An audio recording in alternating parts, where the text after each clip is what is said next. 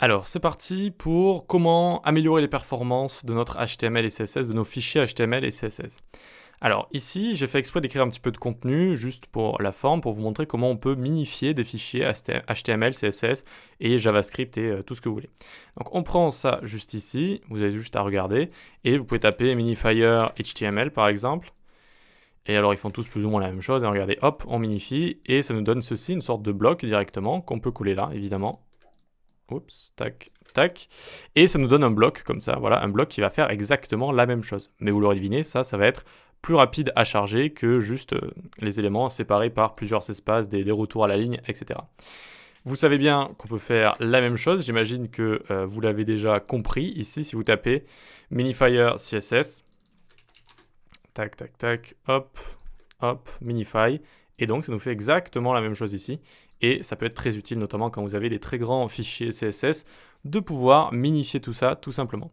Alors faites attention à toujours utiliser un logiciel de versionning, donc Git, ou vous utilisez GitHub également, mais qui utilise Git sous le capot, ou alors avoir votre dossier d'enregistrer sur le côté, tout simplement pour ne pas vous retrouver avec, lors de votre développement, si vous avez envie de rajouter des fonctionnalités, etc., avec un fichier minifié comme ça, directement. Après, sachez que même si vous êtes bloqué comme ça, il existe normalement des unminifiers HTML, mais bon, ce sera toujours normalement un petit peu moins bien que votre fichier que vous aurez codé vous-même. Vous voyez, donc ça va permettre de unminify ici.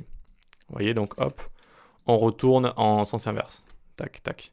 Vous voyez, mais bon, ça peut un petit peu rendre mal suivant comment vous avez l'habitude d'indenter vos éléments, de mettre des commentaires, etc. Par exemple, regardez le formulaire ici, il rend un petit peu bizarre. D'accord, il est censé rendre comme ça plutôt. Donc faites attention d'avoir des sauvegardes, c'est ça que je voulais vous dire. Hop, hop, avant de minifier tout ça. Très bien, donc ensuite, qu'est-ce qu'on peut avoir comme technique ici? Eh bien, pour réduire le nombre de requêtes HTTP, ou plutôt les soulager et charger en priorité ce qui est important pour la page d'accueil ou la page sur laquelle on vient de cliquer, on peut utiliser preload. Donc on vient ici par exemple et on fait link, et au lieu de style sheet ici, preload, et on met un href style.css et on écrit has style comme ça.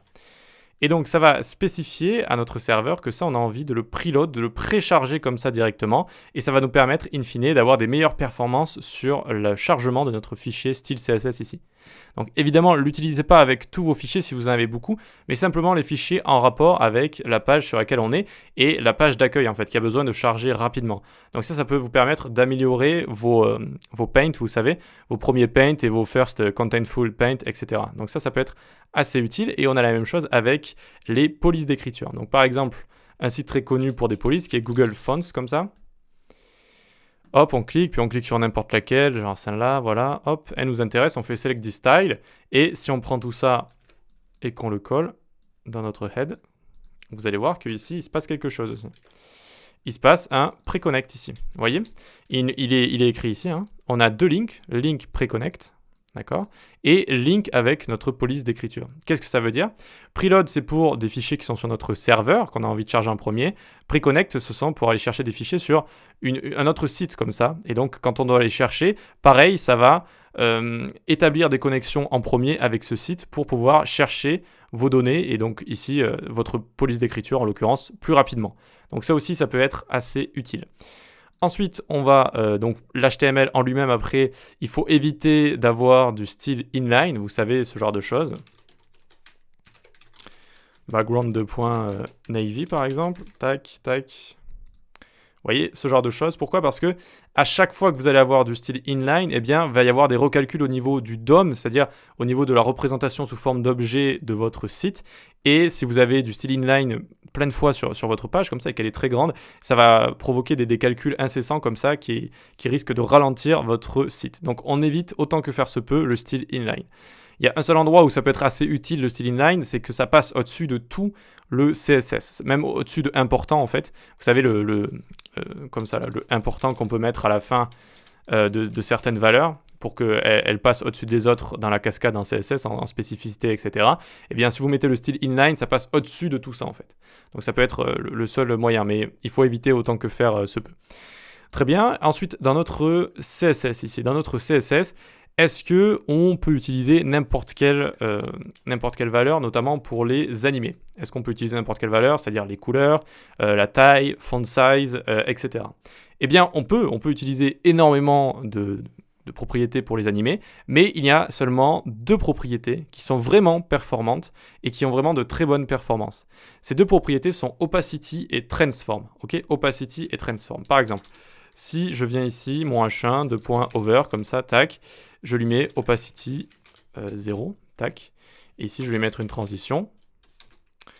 Donc quand je parle d'animation, je parle de transition et d'animation. 0,4 easy out. Voilà, tac. Et donc, si je vais sur mon H1, il va disparaître comme ça, vous voyez? Et donc, cette façon d'animer, comme ça, en utilisant la propriété Opacity, est très performante. Ça va éviter à notre navigateur de devoir justement repeindre, mais là, on ne parle plus de peinture de site, d'accord? Donc, quand on va charger tout ça, mais quand un élément va disparaître et apparaître, quand il va être animé et compagnie, eh bien, votre site va recalculer tout ça.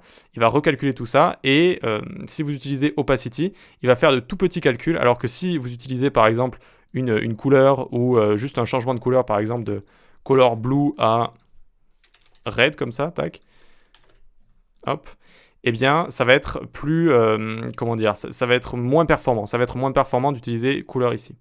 Donc, c'est pour ça que opacité, c'est très performant, et également transform. Donc, imaginons que vous avez envie de bouger ce H1 juste ici. Alors, je vais lui mettre un fond juste pour qu'on puisse le voir. Et vous pourrez avoir comme idée de mettre un margin top, par exemple. Margin top 100 pixels. Hop, hop. Et donc là, ça fonctionnerait, ok? L'élément va bouger comme ça. Mais au niveau des performances, en fait, ça va provoquer un recalcul sur tous les éléments qu'il peut y avoir à la suite de notre élément pour savoir s'ils vont bouger ou pas, s'ils vont être modifiés ou pas. Alors, vu qu'on a des PC assez puissants aujourd'hui, ça va, mais ça peut se rajouter au niveau de la performance, en fait, à beaucoup d'autres choses. Et au final, vous pouvez perdre un petit peu en performance. Donc, vous pouvez aller dans l'onglet Performance en appuyant sur F12 ici. Et vous pouvez cliquer sur Record ici. Et là, vous allez activer comme ça, hop. Vous allez essayer d'activer cette animation qui n'est pas très jolie du tout, hein, mais c'est juste pour vous montrer comme ça. Voilà. Et ensuite, vous faites Stop. Et là, vous allez pouvoir voir ce dont je vous parlais, en fait. Donc, on va scroll ici. Vous avez les différents endroits en fait de vos animations ici. Et donc par exemple, on peut prendre hop, cet endroit-là, tac, et voir un petit peu ce qui va se passer. On voit un petit peu les frames ici, et ce que je suis en train de chercher moi, c'est quelque chose de plus court. Quelque chose de plus court pour qu'on voit bien les recalculs ici. Voilà, c'est ça. Donc prenez quelque chose de très court comme ça. Voilà. Et vous voyez Recalculate Style ici, donc on va recalculer les styles, on va recalculer la position dans le layout, c'est-à-dire la disposition de cet élément par rapport aux autres. Ensuite, on va update l'arbre de disposition, donc bien disposer tous les éléments par rapport au calcul qu'on a fait précédemment. Ensuite, on va peindre l'élément, c'est-à-dire qu'on va le repeindre, hein, tout simplement, on va le reafficher sur de nouveaux pixels. Et ensuite, on a Composite Layer, c'est-à-dire on le place parfaitement par rapport à nos calculs, en fait, sur la page. Donc, vous voyez qu'à chaque fois, en fait, ça va faire ce genre de choses ici. Ça va faire ce genre de calcul. Donc, niveau performance, c'est pas top. Alors que si on fait juste un Transform Translate, qu'on va faire ici, par exemple, donc on va enlever la couleur également. Hop, hop. Transform Translate, donc sur Y. On le pousse de 100 pixels, comme ça, d'accord?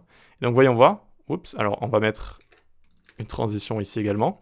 Je viens ici, d'accord, et on va pouvoir recalculer tout ça. Donc, je ferme, hop, je re-record again, tac, et je viens là. Alors, j'essaye de suivre l'élément, mais c'est pas facile. En tout cas, c'est juste pour vous montrer qu'il ne va pas y avoir de recalcul ici. Il ne va pas y avoir de recalcul. Hop, je mets un stop. Je viens, par exemple, dans le vert ici, c'est quand on a une animation. Et donc là, j'y suis, je suis au même endroit, et regardez ce qui se passe à chaque fois, quasiment rien. Il n'y a quasiment rien qui se passe. Alors normalement, il me montre un petit calcul quand même. Voyons voir. Voilà, c'est ça. On va voir juste task ici. C'est-à-dire on va avoir une tâche à effectuer. Ça va juste se baisser de haut en bas. Mais on n'aura plus de calcul. Plus de calcul de layout, de disposition. On n'aura plus à repeindre l'élément. Non, non, non. On aura juste ces toutes petites tâches ici qui vont être exécutées ultra rapidement. D'accord? Elles vont être exécutées ultra rapidement. Ça va rien avoir à voir avec ce qu'on avait précédemment. Et ce qui va un peu bouger tous les éléments, notamment avec margin, enfin ce genre de choses. Tous les autres éléments à la suite, ils vont devoir recalculer leur position et se reafficher. Et ça va faire ça à chaque fois que votre élément bouge. Donc, ça peut être coûteux au niveau des performances. Donc voilà, juste à retenir en fait, autant que faire se peut, ce qu'il faut faire en CSS quand vous animez, c'est d'utiliser Transform avec toutes les valeurs que Transform peut avoir, parce que là j'ai utilisé Translate, mais il y a également par exemple Scale. Scale qui peut être très utile pour faire grossir et pour réduire un élément. On peut avoir Skew pour la distorsion. On peut avoir Rotate si on a envie de le faire tourner. Donc avec tout ça déjà, vous avez vraiment de quoi couvrir 95% des animations facilement. Pour ce qui est des couleurs, c'est un petit peu moins grave. C'est un petit peu moins grave parce que là, vu qu'il y a, avec Margin, comme je vous avais montré, tous les styles doivent être recalculés, etc. Avec une couleur, il y a juste la peinture qui doit être recalculée en fait. Ça va juste recalculer à chaque fois un repaint comme ça, donc ça va se repeindre. Et il faut avouer que c'est un petit peu moins grave. Si vous avez juste une transition d'animation sur un bouton, franchement, ça va, c'est pas trop coûteux. Mais sinon, il existe aussi une technique pour faire ce genre de choses. Alors, je sais pas si je vous la montre. Allez, je vais vous la montrer quand même ici. Ce qu'on va faire pour faire une animation de couleur qui soit parfaite niveau performance. Donc j'ai un bloc ici. On va lui mettre une width et une height de 200 par 200 par exemple.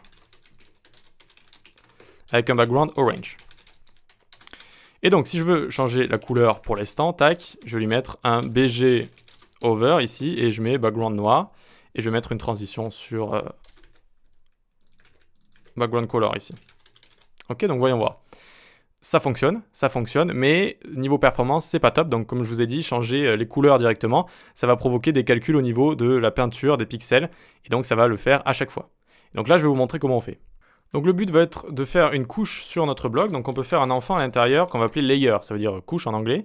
On va mettre une position relative sur le bloc, et notre layer en question, on le met position absolute, donc il est relatif à notre position relative.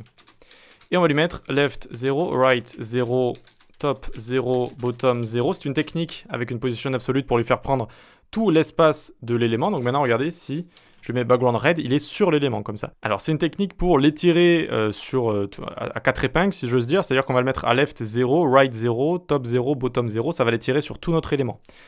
Ensuite, on peut lui mettre une transition du coup. Alors, hop, on va lui mettre une transition sur opacity. Opacity, parfait. Et ici, je peux lui enlever ça et je peux lui enlever cette couleur. Maintenant, je vais la mettre donc sur mon layer, sur ma couche du dessus. Et maintenant, je vais dire qu'une fois que je survole mon layer, je vais mettre une opacity de 0 comme ça. Voilà, parfait. Donc maintenant, notre layer va disparaître et laisser apparaître la couleur qu'il y a en dessous. Donc ici, oui, hop, il faut mettre la couleur noire en dessous sur notre bloc. Et donc, ça nous donne ceci. C'est-à-dire la même chose, tac, la même chose, mais cette fois, ça va être notre couche qui va disparaître avec opacity 0. Donc, il n'y aura pas de changement de couleur, en fait. Il y a juste un changement d'opacité. Et donc là, c'est pareil, ça ne provoque pas de repaint, comme ça. Ça va juste être l'opacité qui change. Et donc là, niveau performance, c'est parfait. Alors ça, cette technique, elle est à utiliser seulement si vraiment vous avez beaucoup d'animations de couleurs sur votre page. Vous pouvez gagner quand même en performance et donc utiliser ce genre de technique. Voilà, donc ce qu'il faut retenir avec les animations CSS et même en JavaScript quand vous utilisez aussi des propriétés CSS, c'est de toujours prioriser deux propriétés. Vous avez Transform avec toutes ces valeurs, Rotate, Skew, Translate, etc. et Opacity. C'est aussi simple que ça. Allez, on passe au JS.